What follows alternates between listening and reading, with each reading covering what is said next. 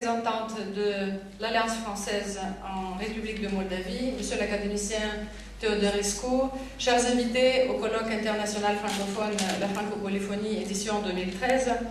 Cette année, la francophonie est célébrée sous le signe de la solidarité de la langue française que le secrétaire général de l'Organisation internationale de la francophonie, M. Abdou Diouf, a appelé métaphoriquement le trait d'union linguistique dans son message inaugural à l'occasion de la Journée internationale de la francophonie. Célébrer la francophonie aujourd'hui signifie tout d'abord célébrer la langue française. La langue française tellement fédéralisatrice car 200 millions d'habitants à travers le monde la parlent. Et nous aimons bien cet accent canadien qui est très doux, l'accent gabonais, l'accent vietnamien, parce que le français en fait c'est un phénomène pluriel. Certainement, chers participants au colloque Francopolyphonie 2013, vous allez bien aimer l'accent du français qui est parlé en République de Moldavie. Cet accent qui souvent risque de ne plus être un accent car l'attachement et l'amour pour la langue française est tellement grand dans cet espace bessarabien.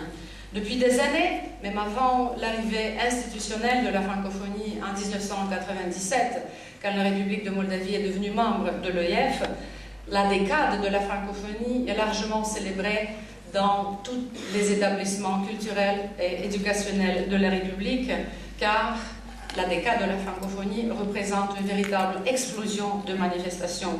Et dans ce sens, le colloque La Francopolyphonie est devenu depuis 2006 l'événement scientifique phare de la décade de la francophonie, ayant une idée d'un Canadien à la source qui a été lancée par M. Pierre Morel, notre collaborateur, ancien professeur de l'ULIM. C'est à lui qu'appartient le nom La Francopolyphonie.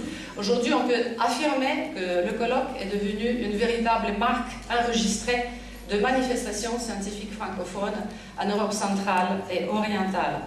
Durant les 8 années de son existence, le colloque a rassemblé des personnalités éminentes autour des tables de discussion dans le domaine des sciences philosophiques et philologiques, tels que Jean-René Ladmiral, François Astier, Jean-Claude Chémard, Catherine Durandin, Liliane Ramarossa, Alain Vuillemin et d'autres collègues de tous les coins du monde francophone.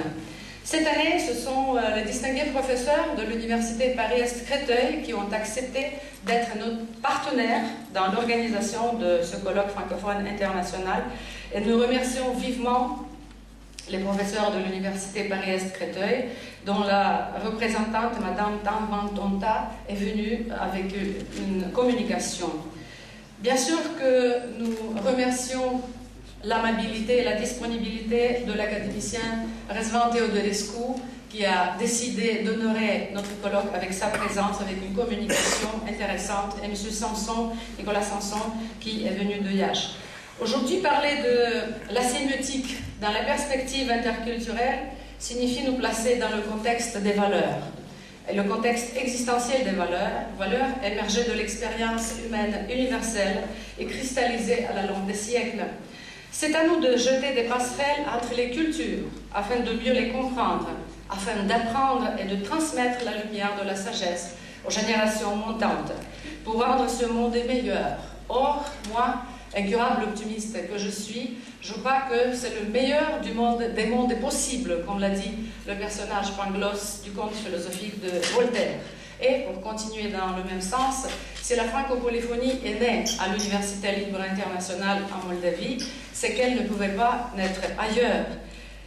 Parce que l'ULIM est l'université la plus jeune du pays, la plus dynamique, et dans ce sens, je voudrais exprimer les remerciements les plus sincères à notre recteur, M. André Galben, pour qui la francophonie universitaire est un engagement inconditionnel. Accompagné traditionnellement par les différents organismes diplomatiques et culturels qui sont accrédités en République de Moldavie, tels que l'ambassade de France, l'Alliance française, l'Agence universitaire de la francophonie, l'ambassade du Canada à Bucarest. Cette année, le colloque La Francopolyphonie a trouvé un partenaire social nouveau, un agent économique, qui est la Mobius Bank, le groupe Société Générale. Et nous remercions vivement le président de la banque Mobius Bank, M. Rida Tekaya, qui a a eu cette sensibilité et cette promptitude de répondre à notre appel à la collaboration. J'espère que la porte-parole de M. Rida Tekaya, Mme Stella Giurbano, va lui transmettre notre considération la plus haute. Nous fondons des espoirs assez sérieux sur notre collaboration à l'avenir.